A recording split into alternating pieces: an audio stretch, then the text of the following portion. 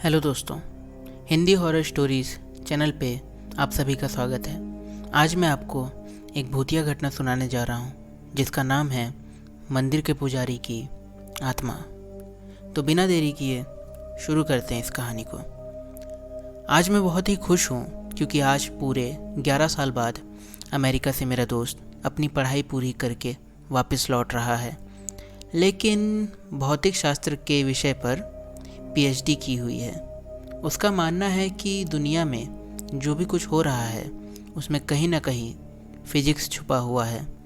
खैर जो भी हो, पर इस कहानी में ऐसा तो क्या हुआ कि उसकी फिजिक्स भी काम नहीं आई।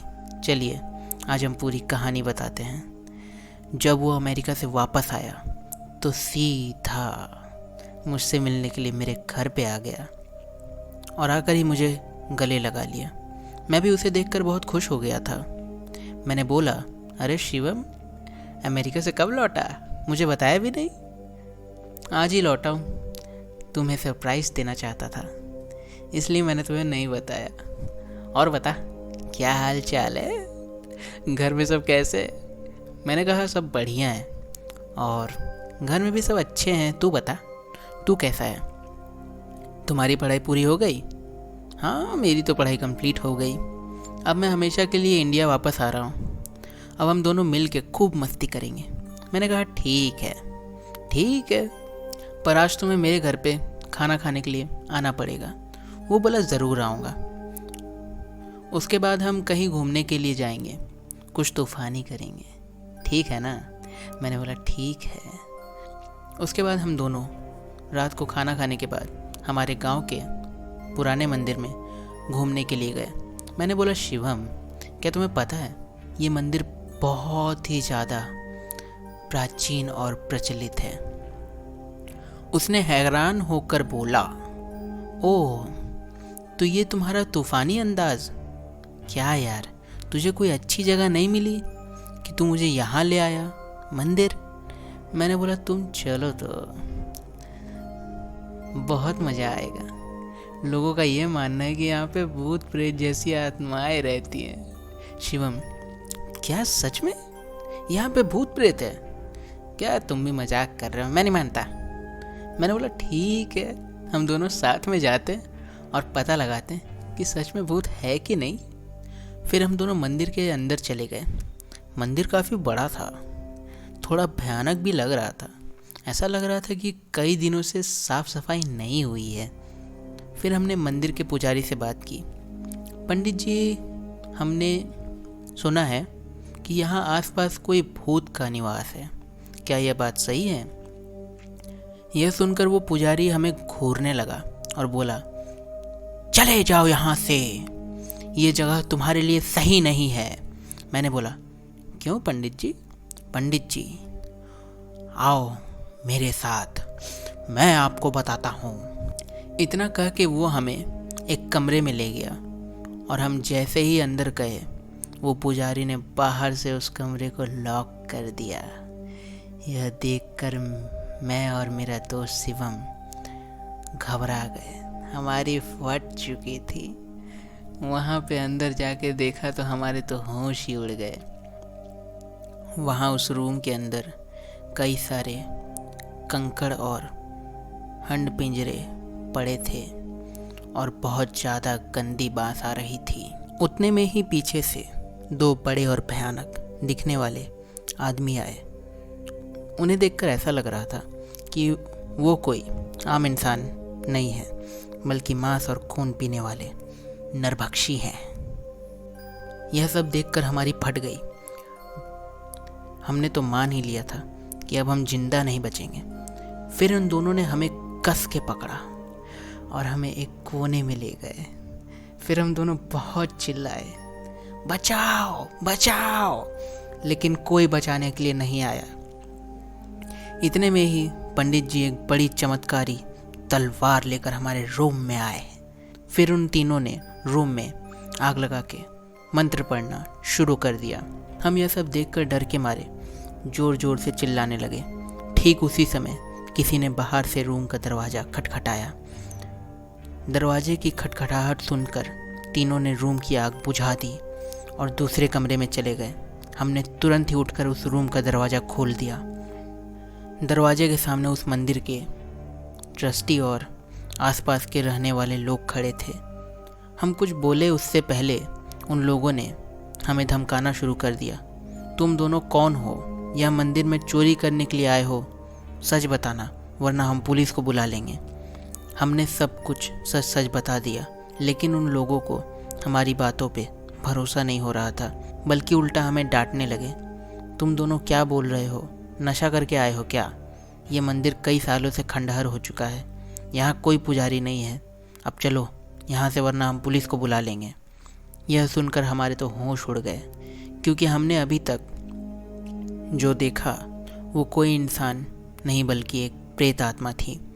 हम तुरंत ही मंदिर से बाहर निकल गए। बाहर निकलते समय मैंने मंदिर की खिड़की से अंदर देखा तो वो तीनों वही मौजूद थे और मुझे देखकर हंस रहे थे। मैं और मेरा दोस्त तुरंत बाइक लेकर वहाँ से भाग गए। आज भी मैं उसके बारे में सोचता हूँ तो मेरा हार्ट फेल हो जाता है। उम्मीद करता हूँ कि आपको ये कहानी पसंद आई होगी। अगर ये कहानी पसंद आई है तो अपने चैनल को लाइक सब्सक्राइब ज़रूर करना यार। तब तक के लिए चलते हैं, बाय। आज मैं आपको अपने दोस्त की भेजी हुई एक सच्ची भूतिया घटना सुनाने जा रहा हूँ। इस कहानी का नाम है घर में गूंजती हुई वो आवाज़। वो पायल की छन छन वाली आवाज़ हमें बहुत डराया करती थी। तो चलिए बिना देर किए शुरू करते हैं इस कहानी को। यह बात उन दिनों की है जब मैं 9वीं कक्षा में पढ़ता था। मेरी उम्र 14 साल थी। कुछ समय मैं अपनी फैमिली के साथ रहता था। मेरी फैमिली में मम्मी, पापा और मेरी छोटी बहन थी। मेरे पापा गवर्नमेंट की नौकरी किया करते थे, इसलिए हमें सरकारी क्वार्टर में रहना पड़ता था। जब मेरे पापा का प्रमोशन हुआ था तब हमने उस कॉलोनी में एक बड़ा सा फ्लैट ले लिया। उसके बाद हम नए फ्लैट में शिफ्ट हो गए। मैं बहुत ही खुश था, क्योंकि मैं सोच रहा था कि मैं अपना एक अलग से कमरा लूँगा। पता नहीं क्यों जिस दिन से हम उस घर में रहने लगे तब से मुझे उस घर में अजीबोगरीब बेचैनी महसूस हो रही थी। उस घर में मुझे देर से सोने की आदत थी, क्योंकि हमारा टीवी चैनल वाला हर रात को एक नई फिल्म दिखाता था और मेरे मम्मी पापा और बहन दूसरे कमरे में जल्दी सो जाते थे। शुरू में तो सब कुछ ठीक था, लेकिन अचानक मुझे एक रात को जब मैं अपने बेड पर बैठकर मूवी देख रहा था तो अचानक मुझे रूम के बाहर से किसी की आवाज़ सुनाई देने लग गई। मुझे लगा कि मम्मी यहाँ पर पानी पीने के लिए उठी होगी। मैंने ध्यान नहीं दिया। हाँ, लेकिन मैंने टीवी का आवाज़ थोड़ा कम कर दिया।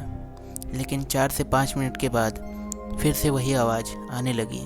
वो आवाज़ किसी औरत के चलने पर उसके पायल की आवाज़ जैसी थी, जैसे कि छन छन, बिल्कुल ऐसे ही आवाज़ आ रही थी। मैंने टीवी का आवाज़ बिल्कुल बंद कर दिया, लेकिन बाहर से वही आवाज़ आ रही थी, छन छन छन। यह आवाज़ सुनकर मेरा शरीर कांपने लगा और मेरे रोंगटे भी खड़े हो गए। आवाज़ लगातार आ रही थी और 4 से 5 सेकंड के लिए सुनाई देती थी, उसके बाद बंद हो जाती थी। बाद में 3 से 4 मिनट के बाद फिर से छन छन छन, जैसे कि कोई भारी पायल पहनकर चल रही हो। मेरा दिल ज़ोर ज़ोर से धड़कने लगा। ऐसा लग रहा था कि मेरा दिल अभी छाती से बाहर निकलकर मुंह में आ जाएगा। पता ही नहीं चल रहा था कि मैं क्या करूं। मैंने सोचा कि मैं अपने मम्मी पापा को भी उठाकर उन्हें सारी बात बता देता हूं। बाद में मैंने हिम्मत करके दरवाज़ा खोला तो अचानक ही वही आवाज़ सुनाई दी, छन छन छन। उस समय वही आवाज़ बिल्कुल मेरे सामने से आ रही थी। ऐसा लग रहा था कि कोई नई स्त्री चलकर मेरे पास आ रही हो, लेकिन सिर्फ आवाज़ ही आ रही थी। सामने कोई भी नहीं था और आवाज़ भी बिल्कुल स्पष्ट सुनाई दे रही थी, छन छन छन। मैंने मम्मी पापा को जगा दिया और सारी सच्चाई उनको बता दी। मेरे पापा बस इस बात को मानने के लिए बिल्कुल तैयार नहीं थे। वैसे भी वह सब पूरी तरह नींद में थे। किसी ने मेरी बात पर विश्वास नहीं किया। बाद में मैंने अपनी मम्मी पापा के साथ कमरे में सो गया। ऐसे ही 3 से 4 दिन निकलने के बाद एक रात को फिर से वही आवाज़ सुनाई दी, छन छन छन। बाद में मुझे उस आवाज़ की आदत पड़ गई। आवाज़ आने का कोई भी समय नहीं था। आवाज़ कभी भी 10 बजे या 10:30 बजे आती थी, परंतु एक बात तो पक्की थी, वो आवाज़ सिर्फ मुझे ही सुनाई देती थी और दूसरे किसी को भी नहीं। कभी कभी वो आवाज़ मुझे बहुत ही डरा देती थी। 8 से 9 महीने बाद हमें एक नया फ्लैट मिल गया और हम वहाँ पर शिफ्ट हो गए। उसी फ्लैट में हमारी जगह पर जो नए लोग रहने आए थे वह हमारे जान पहचान के लोग थे। उनका बेटा मेरा बहुत अच्छा दोस्त था और उनका फैमिली काफ़ी बड़ा फैमिली था। एक दिन वो अंकल हमारे घर पर आए और हमसे पूछा कि आपको कभी कभी कोई आवाज़ सुनाई देती थी। बस यही बात सुनकर मुझे पूरा यकीन हो गया था कि वो कोई मेरा वहम नहीं था।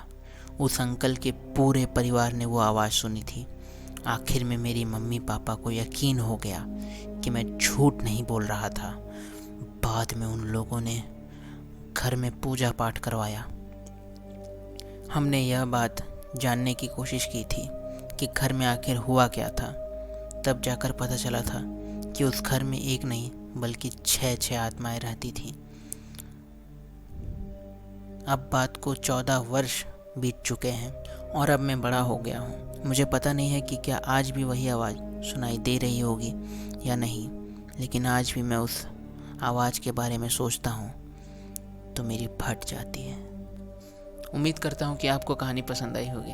अगर कहानी पसंद आई है तो लाइक सब्सक्राइब ज़रूर करना। तब तक के लिए मिलते हैं अगले वीडियो में।